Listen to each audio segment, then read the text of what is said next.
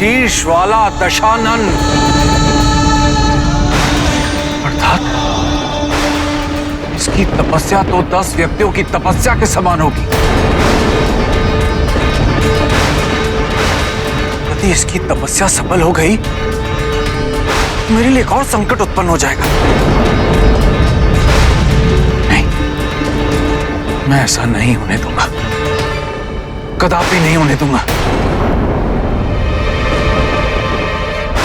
मैं इसकी तपस्या भंग कर दूंगा।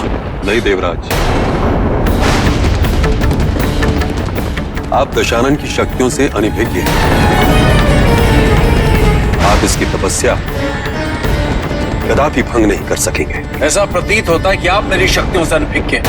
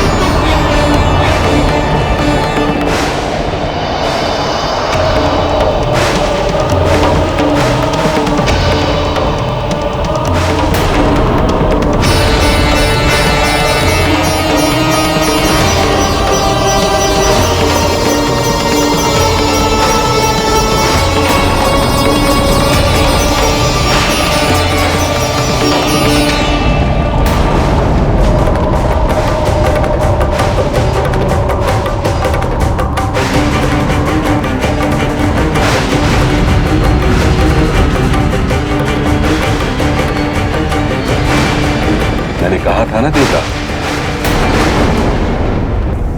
दशानन की तपस्या को सफल होने से कोई नहीं रोक सकता। आपके पास इसका उपाय भी है या फिर? नहीं देवराज, इसका उपाय तो मेरे पास भी नहीं है, क्योंकि दशानन की तपस्या केवल उसके आराध्य के दर्शन के पश्चात ही पूर्ण होगी।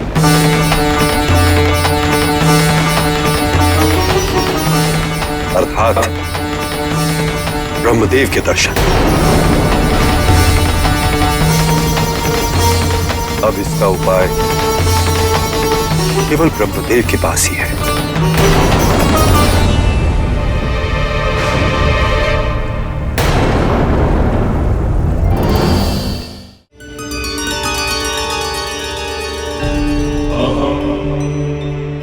रोकिए उस राक्षस को, उसके तप को, उसे दर्शन दीजिए, किंतु ऐसा कोई वरदान न दे जो पुनः देवताओं के अहित का कारण बने। इसे मैं आपकी विनती समझूं या आपका आदेश?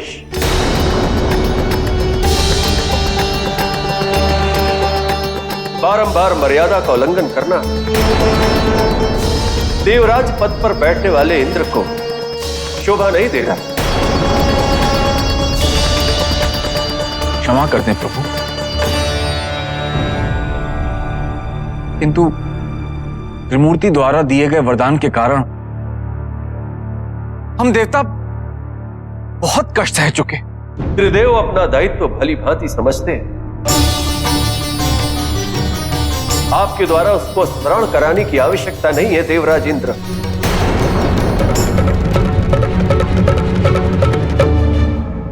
तो प्रभु, आसक्ति को अनासक्ति में कैसे परिवर्तित किया जा सकता है? और हम आसक्ति से कैसे उबर सकते हैं प्रभु? आसक्ति से मुक्त होना ही अनासक्ति।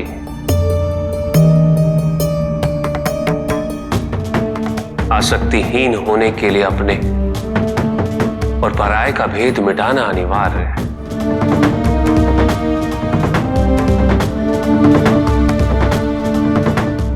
और यह तभी संभव होगा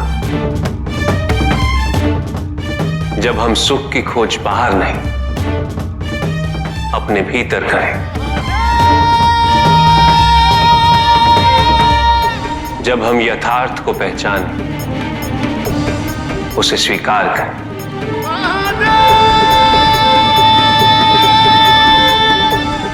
हम अपने सुख को सांसारिक तत्वों से परिभाषित नहीं करें। जब तक हम ऐसा करते रहेंगे, हम बंधते जाएंगे। जब हम स्वयं अपने भीतर झांकना आरंभ करेंगे, हमारी मुक्ति का मार्ग स्वतः प्रशस्त होता जाएगा। मार्ग पर चलना मार्ग दिखाने से कहीं अधिक कठिन होता है स्वामी। कोई व्यक्ति इस माया से दूर कैसे रहे जब ये समस्त संसार आप ही की माया।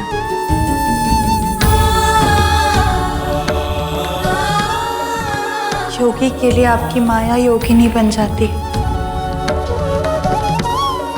सन्यासी के लिए सन्यासिनी, भक्त के लिए उसकी माया भगवान है। और देवता भी इस माया से अछूते कहाँ हैं। नारायण के लिए देवी लक्ष्मी है, ब्रह्मदेव के लिए देवी सरस्वती, और हम आपके लिए हैं स्वामी।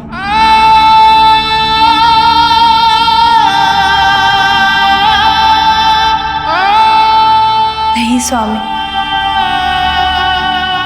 आसक्ति का ये अर्थ तो नहीं कि जीवन की मूल आवश्यकताएं ही पूर्ण ना की जा सके।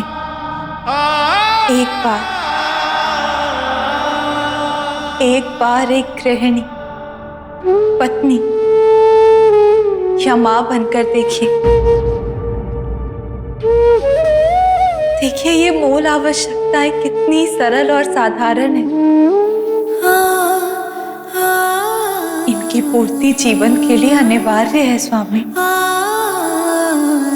यदि ये मूल आवश्यकताएं पूर्ण हो जाए तो जीवन में किसी वस्तु की कोई आवश्यकता नहीं होगी।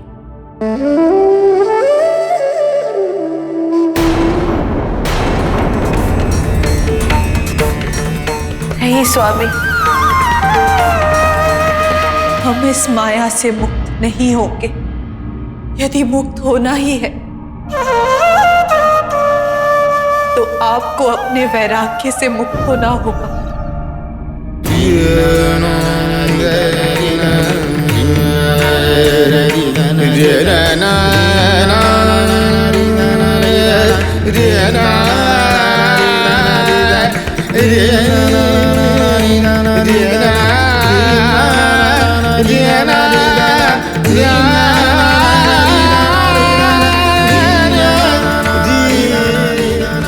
तुम्हारा दुखी होना उचित नहीं है पार्वती,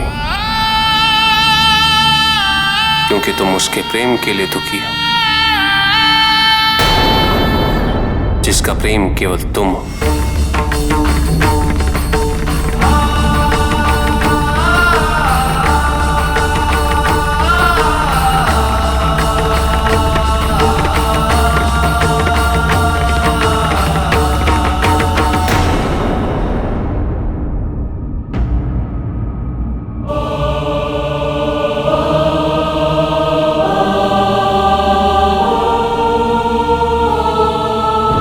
यदि माता ऐसी अश्रु बहाती रही तो मेरी अश्रु धारा भी बहने लगेगी। कार्तिकेय भैया को शीघ्र ही माता की केश माजरी तैयार करनी होगी, तभी माँ का दुख दूर होगा।